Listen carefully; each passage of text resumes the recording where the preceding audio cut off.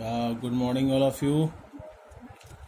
Today I am here with the one more topic of the haloarenes, that is the chemical properties of the haloarenes. Clear? We have discussed in this chapter there are two type of the compounds. One compound is haloalkane, that is represented by the Rx, and while the other compound is the haloarene, in which the benzene ring is attached to the X atom. तो in this वे अब जो हम properties cover कर चुके हैं hello alkanes की properties cover करने के बाद अब हम जो नेक्स्ट प्रॉपर्टी पे आ रहे हैं that is the properties of the halo arenes. ठीक है, अब जब हमने इम्पॉर्टेंट प्रॉपर्टीज स्टडी की थी हेलो एल्केन्स की तो उन प्रॉपर्टी में हमने क्या बताया था कि कोई भी आपका attacking nucleophile easily x atom को रिप्लेस कर देगा और रिजल्टेंट कंपाउंड क्या मिल जाएगा, this is the RNU and this the nucleophile substituted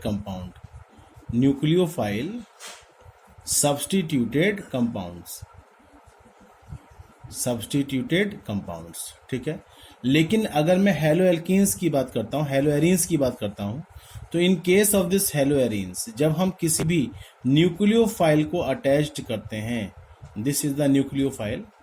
ठीक है, और जब यहाँ अटैच करेंगे तो हमारी एक्सपेक्टेशन क्या है, like as the halo alkanes यहाँ पर भी जो कंपाउंड बनना चाहिए and this is the NU और the loss of the X negative take place.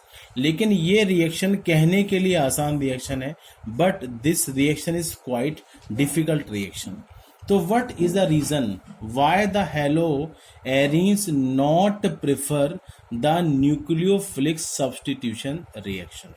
जो हेलो एल्केन्स की मोस्ट फेवरेबल रिएक्शन थी that reaction was the substitution reaction या न्यूक्लियोफिलिक सब्स्टिट्यूशन रिएक्शन, वो हेलो एरीन के केस में लीस्ट फेवरेबल रिएक्शन हो जाती है. तो what is the reason behind it, हम इस वाले बॉन्ड को ब्रेक करके आसानी से न्यूक्लियोफाइल को यहां पर अटैच्ड क्यों नहीं कर सकते, तो क्या स्पेसिफिक रीजन है and this part we have to see. तो why the haloarenes not prefer the nucleophilic substitution reaction.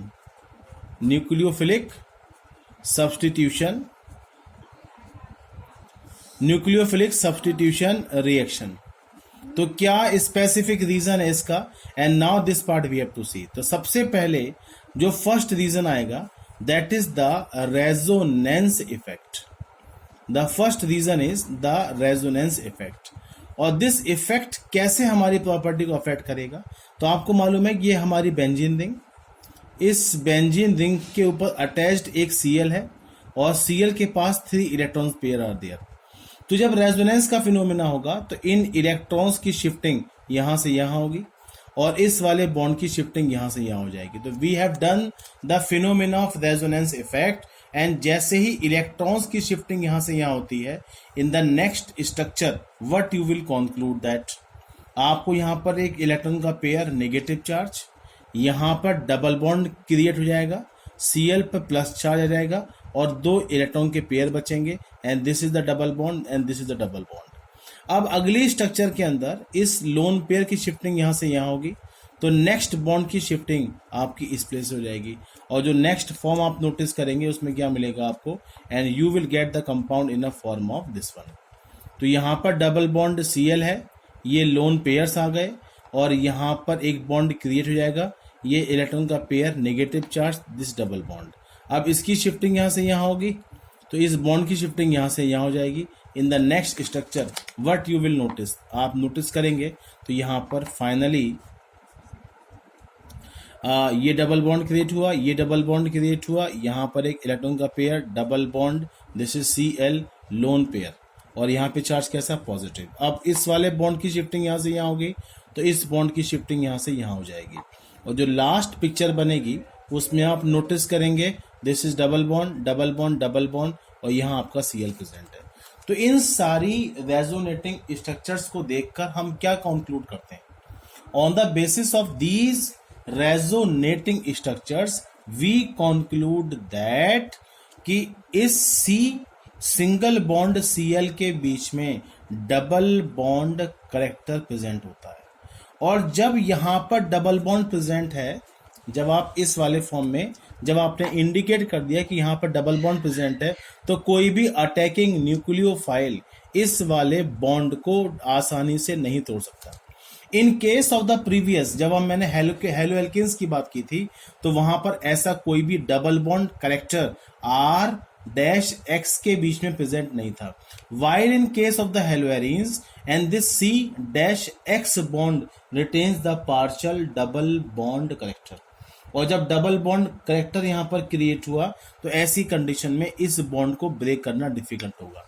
और दिस इज द रीजन कि जो हेलोएरीन्स होते हैं वो न्यूक्लियोफिलिक सब्स्टिट्यूशन रिएक्शंस को प्रेफर नहीं करते।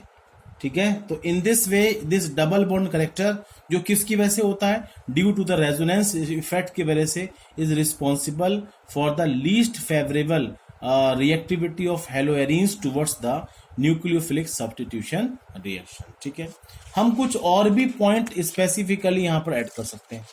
हम कैसे ऐड करें कुछ और पॉइंट्स? तो जैसे मैंने एग्जाम्पल्स के फॉर्म में लिया कि जो हमारा हेलो एल्केन्स होता है, the compound is halo alkane, this is C single bond H, this is single bond H single bond H, और यहाँ पर सिंगल बॉन्ड Cl प्रेजेंट है। जब आप इस बॉन्ड लेंथ की बात करोगे तो this bond length is 177 picometre. जब मैं हेलोएरीन्स की बात करता हूं, तो in case of this haloarenes, यहाँ पर जो डबल बॉन्ड प्रेजेंट है, ये जो आपका बॉन्ड होगा ये Cl है, और इस Cl की जो बॉन्ड लेंथ है वो कितनी है, 169 पिकोमीटर। तो इन दिस वे जितनी कम बॉन्ड लेंथ होगी, बॉन्ड को ब्रेक करना उतना ही डिफिकल्ट होता है। तो बिगर द बॉन्ड लेंथ, जो ज्यादा बॉन्ड लेंथ है, इसलिए इस बॉन्ड को ब्रेक करना कंपेरेटिवली आसान है, और यहाँ पर बॉन्ड लेंथ कम है, इसीलिए कंपेरेटिवली यहाँ पर बॉन्ड लेंथ को ब्रेक करना मुश्किल हो जाएगा। तो in this way smaller the bond length, more difficult to break the bond, longer the bond length, that is easily we can break the bond there. ठीक है, तो सेकेंड रीजन अगर मैं आपसे बात करता हूं कि न्यूक्लियोफिलिक सब्स्टिट्यूशन रिएक्शन हेलोएरीन्स की लीस्ट फेवरेबल रिएक्शन है, तो उसका जो फर्स्ट आंसर में आप पॉइंट देंगे, due to resonance effect, due to resonance effect the C dash X bond retains partial double bond character, double bond character को show करता है। जो C डैश X बॉन्ड है उसमें डबल बॉन्ड करेक्टर डेवलप हो जाता है। सेकेंड रीजन आपने क्या बताया, बॉन्ड लेंथ का। सेकेंड जो रीजन है आपका, this is the bond length, और जितनी आपकी कम बॉन्ड लेंथ होगी और ये जो बॉन्ड लेंथ घट रही है, इसका क्या रीजन है, उसका रीजन है यही डबल बॉन्ड करेक्टर। अब हम तीसरा पॉइंट अगर यहाँ पर ऐड करें तो याद रखिएगा polar nature of the compound. जो polar nature of the compound होता है, तो उसके बेस पर भी हम C डैश X बॉन्ड का पोलर नेचर भी आपकी इस लीस्ट फेवरेबल रिएक्शंस के लिए कंडीशन अप्लाई करता है। तो क्वेश्चन ये आता है कि क्या न्यूक्लियोफिलिक सब्स्टिट्यूशन रिएक्शन हेलोएरीन्स के लिए प्रिफर्ड रिएक्शन है ही नहीं।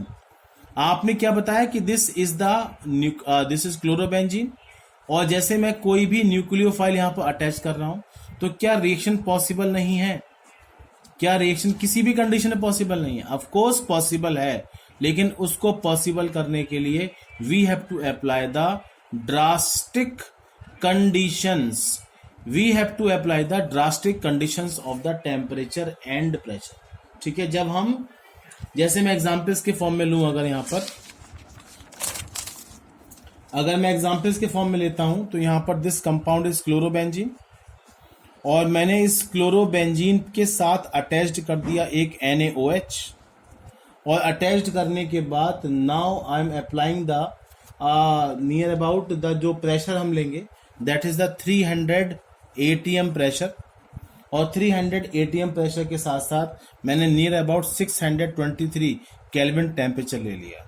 तो इन दोनों ड्रास्टिक कंडीशंस के अंदर अब हम ये वाला बॉन्ड ब्रेक कर सकते हैं।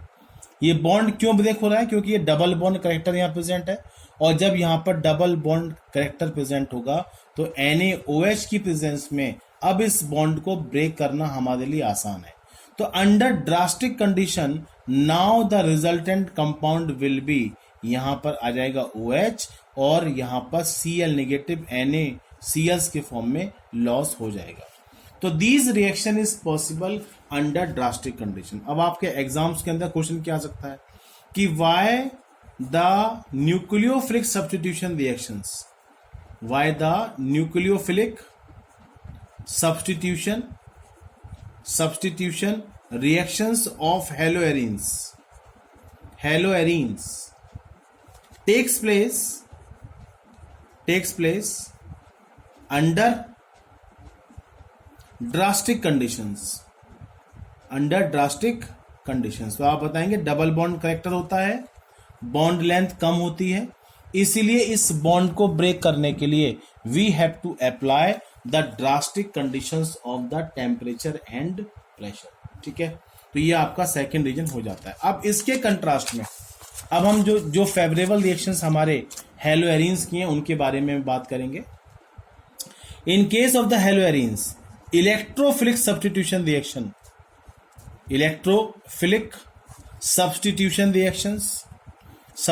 Reactions are more favourable.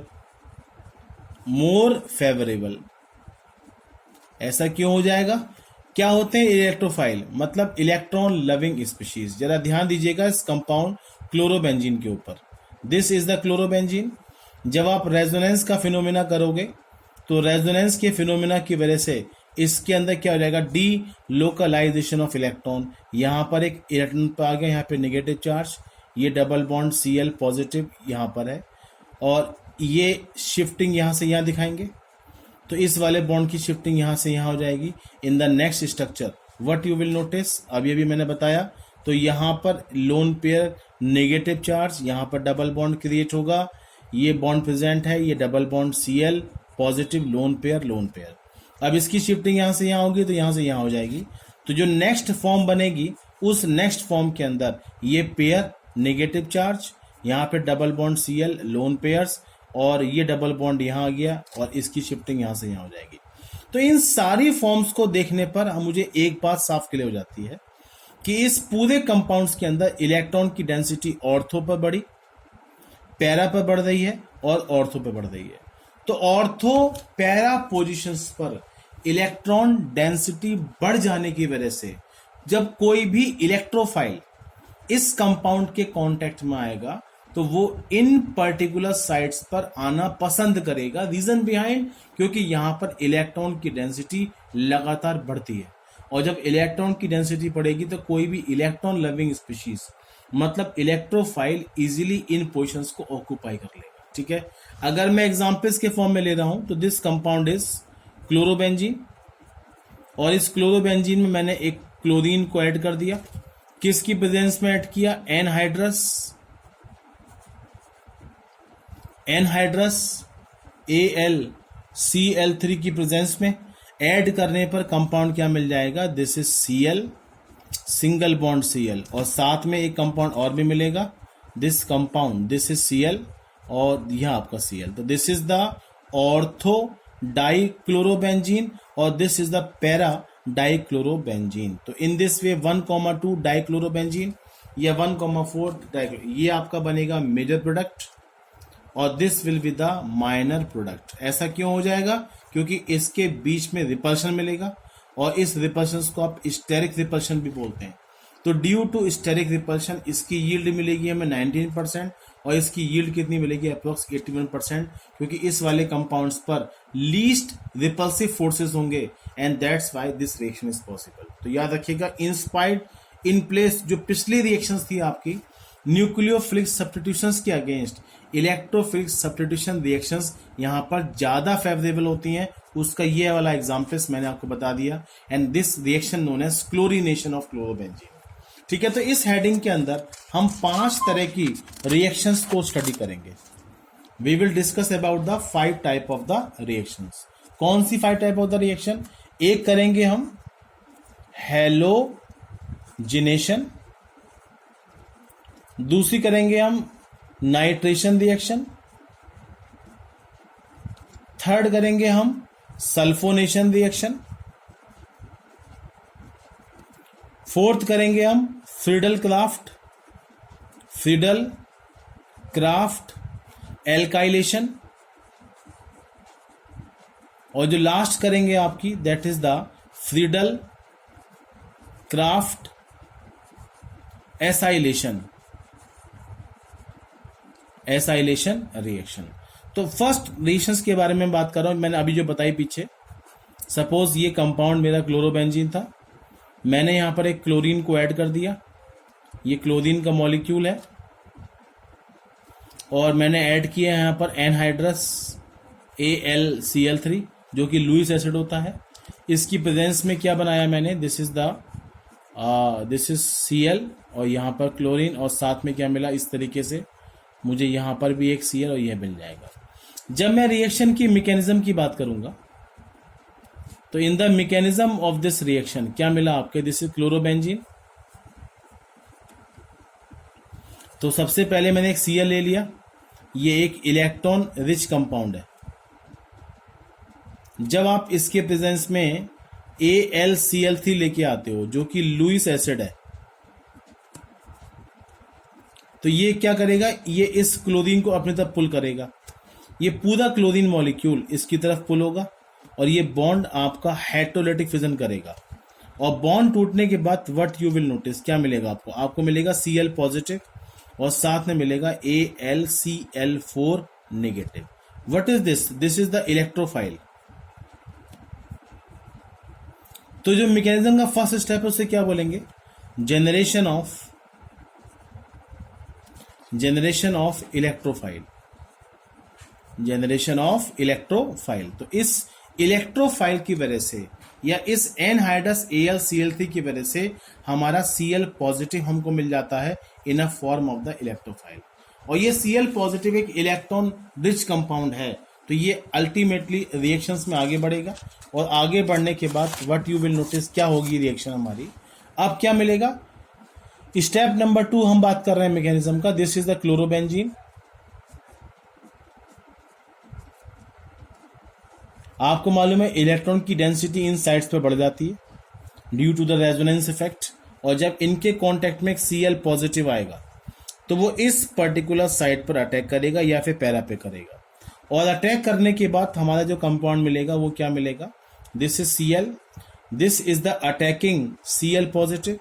यहां पर अटैच्ड एक H पॉजिटिव होता ही है, आपको मालूम है बेंजीन में ऐसा होगा, ये डबल बॉन्ड प्रेजेंट है।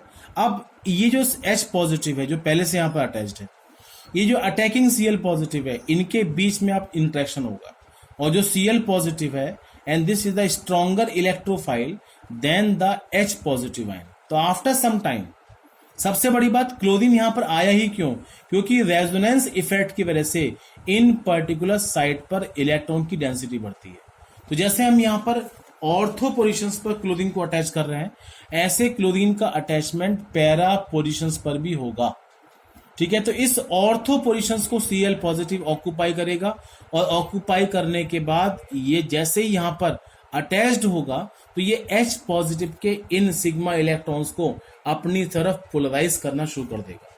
In the next step what you will notice, आप नोटिस करेंगे ये जो बॉन्ड है ये यहां से यहां शिफ्ट हो जाएगा, और शिफ्ट होने के बाद यहाँ पे क्लोरीन अटैच्ड है और बेचारा H पॉजिटिव यहाँ से किक आउट कर दिया जाएगा। तो दिस इज द Cl, यहाँ पे एक Cl अटैच हो जाएगा, और इस तरीके से ये आपका बॉन्ड सेटअप हुआ। तो ये पूरे कंपाउंड के अंदर जो क्लोरीन का अटैचमेंट हो जाता है वो इस तरीके से होता है। तो दिस कंपाउंड नोन एज, ये दूसरा स्टेप है रिएक्शन का, मैकेनिज्म का।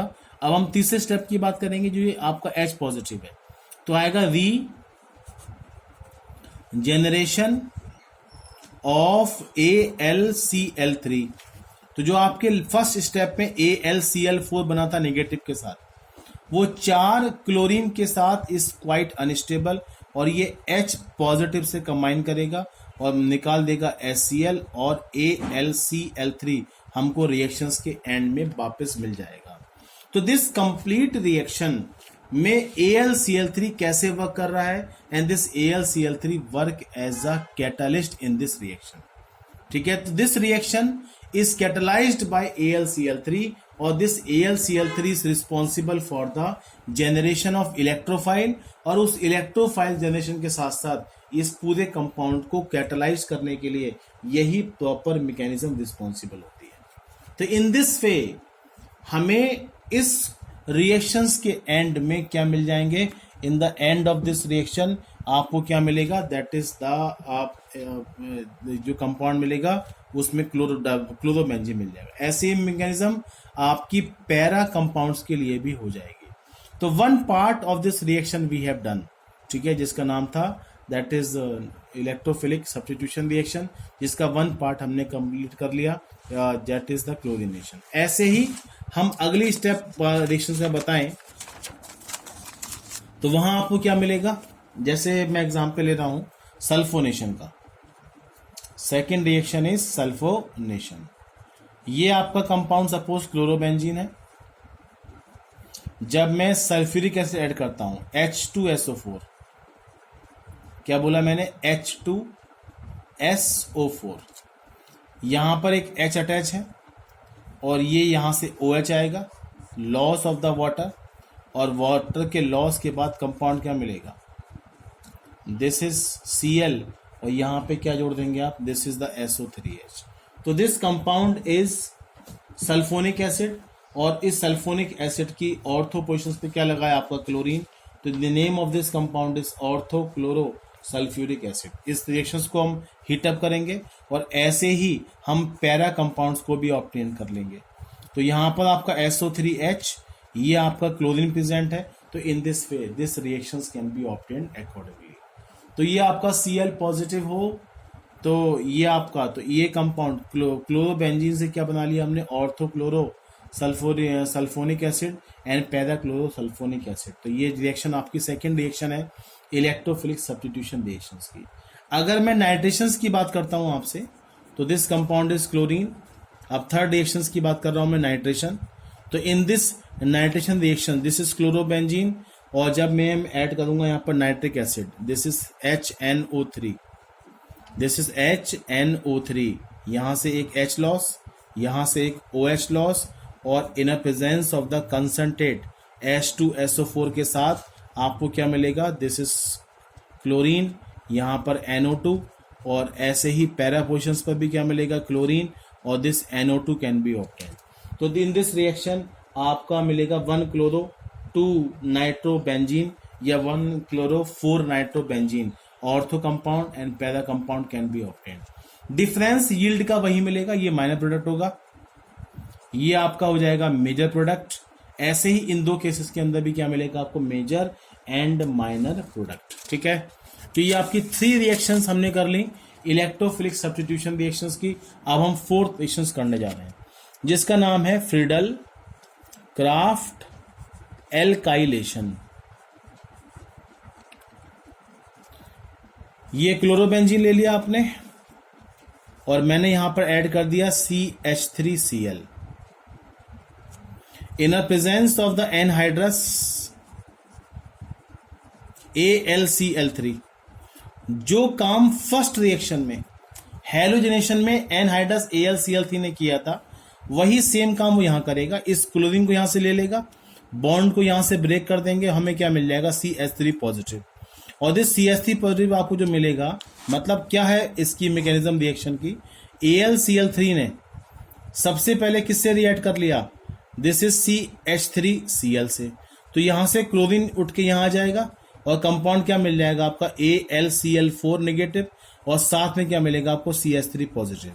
तो this is the methyl electrophile, this is the methyl electrophile. तो क्या इस स्टेप को यहां पर शो कर दीजिए।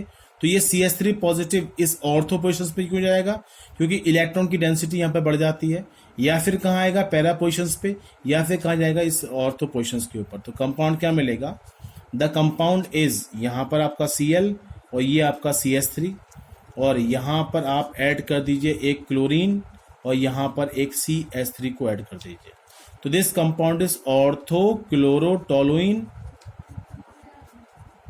और ये बन जाएगा आपका पैरा क्लोरोटोलुइन। तो ये आपका मेजर प्रोडक्ट है और वही आपका माइनर प्रोडक्ट है। तो this reaction known as Friedel Crafts alkylation.